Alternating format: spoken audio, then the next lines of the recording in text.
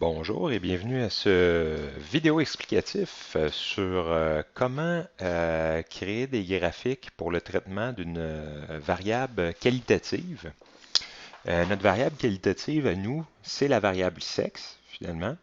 Puis on a deux modalités, on a la modalité féminin, puis la modalité masculin. On a finalement les fréquences absolues qui sont le nombre d'étudiants et les fréquences relatives qui sont le pourcentage d'étudiants. Pour ces variables-là, tiens, moi j'aime mieux quand c'est centré. Voilà. Notre tableau de répartition est conforme finalement aux normes statistiques, hein. On a un titre, on a une source, il y a une seule décimale après la virgule pour les pourcentages. Qu'est-ce qu'il nous reste maintenant à faire? C'est à insérer des graphiques pour l'analyse, finalement une analyse plus graphique. Donc, comment est-ce qu'on fait ça? Ben, pour finalement une variable comme ça, on peut insérer finalement un graphique à secteur, un diagramme à secteur, finalement. Donc, on va dans l'onglet Insertion, on choisit Secteur, on choisit le premier qui s'offre à nous, et ici, il nous apparaît une espèce de petit encadré blanc. Qu'est-ce qu'on fait avec? Ben, on fait deux clics droit et on choisit Sélectionner des données. Ici, qu'est-ce qu'on a? Ben, on fait entrer la légende de la série. Ben, on va entrer une légende finalement pour la série. Le nom de la série, on va l'appeler répartition de 40 étudiants québécois de niveau euh, collégial selon le sexe. Puis les valeurs de la série, on va utiliser les fréquences relatives, donc 60-40, et on appuie sur le bouton pour revenir. Donc ça, c'est fait. Vous voyez que déjà que le graphique commence à prendre forme. On fait OK. Puis ici, pour les étiquettes des axes, on voit que ça nous met 1, 2. Mais nous, on préférait que ce soit féminin et masculin. Donc on va les modifier, les étiquettes. On va sélectionner la plage d'étiquettes. On appuie sur le bouton. Puis on sélectionne féminin, masculin. Puis on réappuie sur le bouton. Et on voit ici que féminin, masculin vient de s'afficher. Donc on peut faire OK ensuite. Et maintenant que tout ça est fait, on peut refaire OK. On voit déjà que notre graphique commence à prendre forme. Peut-être que le titre, on pourrait le mettre plus beau, finalement. On pourrait réduire la police pour pas que ce soit sur 3 lignes.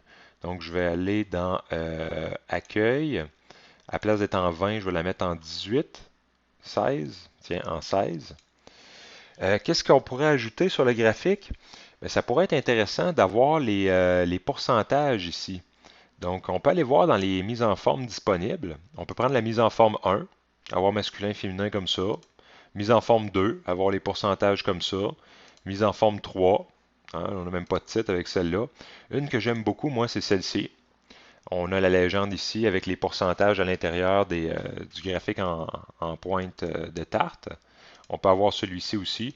Moi, personnellement, celui-ci est plus conforme, finalement, donc j'utiliserai celui-ci. Là, mon titre a changé de format. Je vais le remettre en 18, en 16 que j'avais mis. En 16, OK. En 16, parfait. Seule chose qui nous manque à notre graphique, finalement, c'est la source que j'ai ici.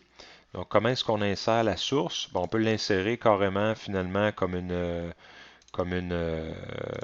zone de texte. Donc, on peut l'insérer une zone de texte ici et ajouter notre source carrément.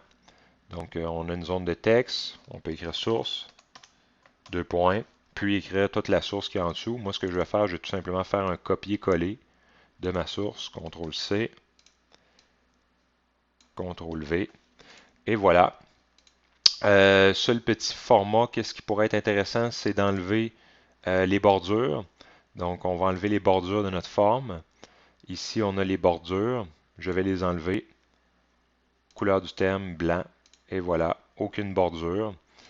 Et on peut jouer aussi avec les éléments du graphique.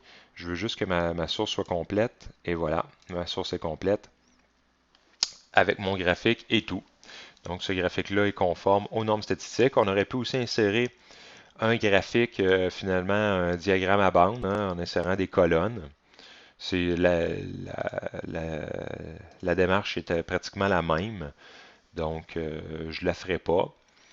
Mais si vous voulez le faire, vous choisissez le premier, vous choisissez ensuite les données, hein, exactement pareil comme on a exactement le même écran et tout. Donc, une fois qu'un graphique est fait, il est très facile de faire les autres. Merci beaucoup pour votre écoute et bon travail.